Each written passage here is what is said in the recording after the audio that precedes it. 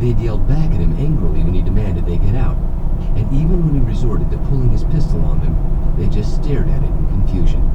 Finally, he shoved them out and pushed the closed door button before continuing on up alone.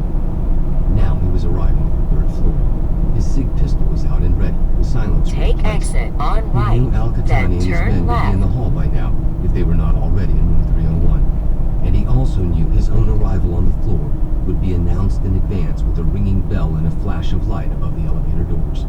Not exactly a covert dynamic entry. When the doors opened, he leaned out and to the right with his pistol at eye level. Immediately, he ducked back into the elevator. No sooner had he pulled his head out of the hallway when unsuppressed fully automatic machine pistol fire tore into his elevator car.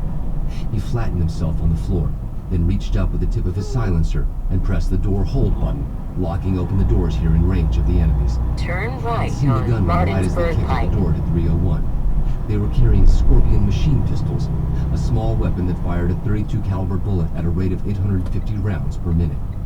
Only one man was looking back in Clark's direction, but that tango had been ready to gun down whoever the hell exited the elevator. John had felt the overpressure of the supersonic rounds and they missed his face by inches, and now he was effectively pinned down inside the elevator.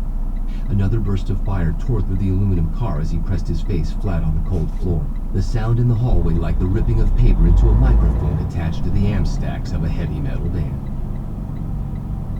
Al-Qahtani and his men fired first. Ding heard the sound of automatic weapons fire just as he got his finger to the trigger of his HK. The Frenchman in the hotel room reacted surprisingly quickly.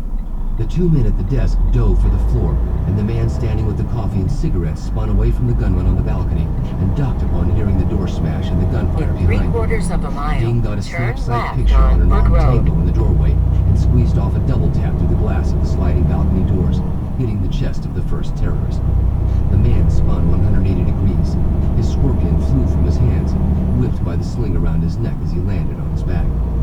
The glass of the balcony door shattered with the impacts. Dominic Caruso fired a pair of double taps at the threats across the room, then kicked a remaining crotch-high glass shard free from the doorframe as he stepped through it. The second terrorist through the door had sighted his machine pistol on the first DCR In highlight, 1/2 mile, but Dom took turn him out with a left double tap on to the Brook forehead. Road, then The turn man's skull right. exploded. Blood drenched the wall of the entryway. Both Dom and Ding had entered the room now. The third assassin dove to the floor of the hallway, using the slumped bodies of his two dead compatriots for cover. The Frenchmen in the bedroom scrambled to get themselves out of the line of fire. They dove to the floor next to the bed, or crawled into the bathroom. Not one of them had a firm grasp on what was happening right in front of them, but the two men who'd rappelled to the balcony had made it clear with their shouts and actions that they were there to help. A long, uncontrolled spray by the third gunman at the door emptied his Scorpion. He rolled onto his side to reload it, and his partners in the hall covered for him by firing into the room Turn left indiscriminately. on Brook Road, Both Don then and Ding had turn advanced right. farther into the room to get out of the line of fire. Chavez shepherded the 6 Frenchmen into the bathroom. One of the men had been shot through the hand. With the bathroom door shut, Caruso lay on the floor in front of the bed, rolled out onto his right shoulder to get a narrow field of fire on the tangos. He fired short, controlled bursts from his HK,